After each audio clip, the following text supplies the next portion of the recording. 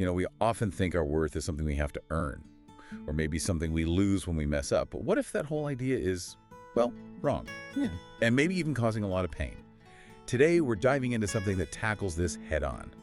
I Am Worthy of Love by Dorian Scott Cole. It's a series of articles about how to, really feel worthy. It's such a critical topic because, like Cole points out, feeling unworthy, it's a huge issue for so many people. So we're going to unpack some common misunderstandings, look at it from both biblical and psychological angles, and find some practical steps, things you can actually do to move past these feelings. Yeah, because the author argues that ideas like, I did something bad, so I am bad, or we can never be enough, they're just fundamentally mistaken. This deep dive is really about showing how we can break free from that chain of suffering that unworthiness causes. Okay, let's unpack this a bit. The author suggests that sometimes, maybe even unintentionally, religion can contribute to feelings of guilt and shame, which can kind of block us from seeing our own inherent worth. But the source is clear. In God's eyes, we are always enough, like how we love our kids, right? Even when they're still figuring things out. Right. And what's really interesting is how the source jumps right in on that common belief that love is earned. It says, nope, that's not it. And that kind of sets the foundation for this really integrated approach. It's biblically sound, but it also pulls in useful stuff from psychologists. It uses what's called social psychology to understand that whole interplay between us and the outside world, which, let's face it, is often a big part of the problem. Yeah, that external piece is huge. The article shares Sophie Sierra's story. It's really compelling about overcoming really low self-esteem. I mean, she reached a point where she could hardly look in the mirror or even go out in public. Wow. Her journey involved, well, actively getting rid of negative people in her life, making some temporary changes to her appearance, but crucially, focusing on making real friends. Right. And avoiding people who just tear others down. That makes sense. And it paid off. She ended up meeting the right person, started a successful fashion business. It just shows how building that self-worth really pushes you forward, opens doors. Absolutely. That story really drives home the impact of our environment. Which leads to the big question, right? Where do these feelings of unworthiness actually come from? Cole points to two main sources. Understanding this difference is pretty key. First, there are the external factors, basically being treated badly by others, like being treated like dirt, as the source puts it. That can make you feel like dirt. So think ridicule, being denied approval, constantly made to feel flawed. Or worse, abuse, rejection, oppression, being labeled with nasty terms. Even if people meant well sometimes. Yeah, even if the motives were supposedly good, the damage is the same. You end up feeling broken, flawed, just unacceptable. You might even start believing you deserve it. That's rough. And the other side, the internal part. So the second origin is internal factors. This is when we mistreat others. Doing that can really chip away at our self-respect. We sort of become dirt in our own eyes. Guilt follows naturally. And if that guilt isn't resolved, it turns into shame. Guilt versus shame. Exactly. The author makes a critical point there. Guilt is, I did something bad. Shame is, I am bad.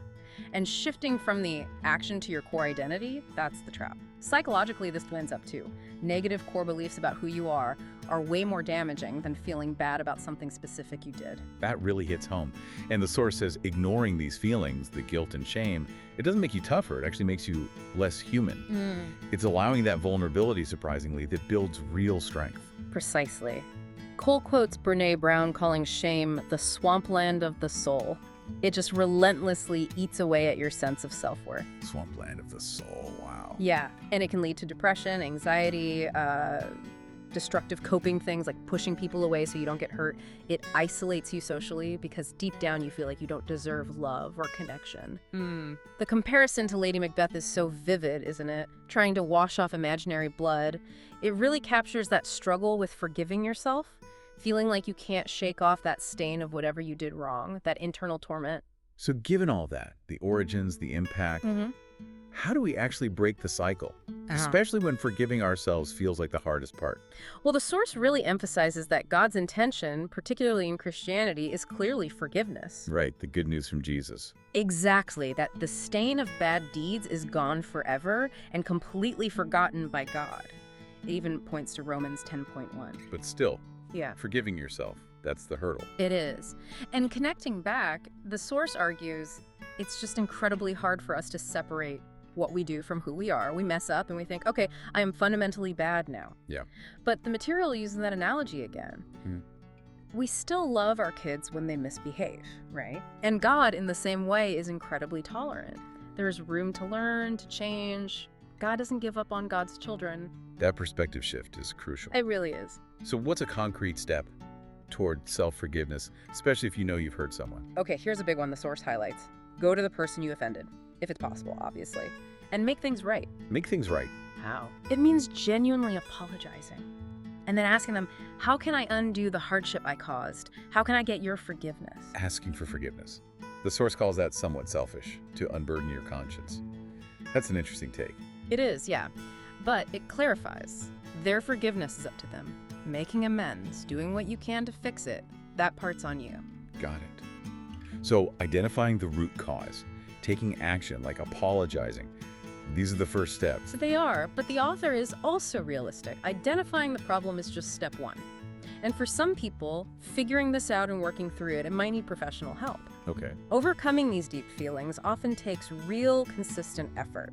And sometimes, a licensed clinical psychologist or therapist can provide invaluable support, especially if reading this kind of self-help material doesn't feel like enough. And the author's clear they aren't offering therapy themselves, right?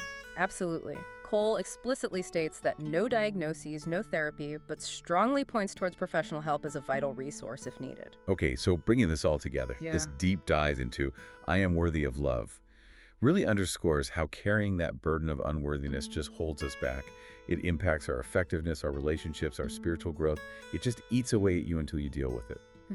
And the core message, the takeaway for you listening, is really powerful and freeing, I think.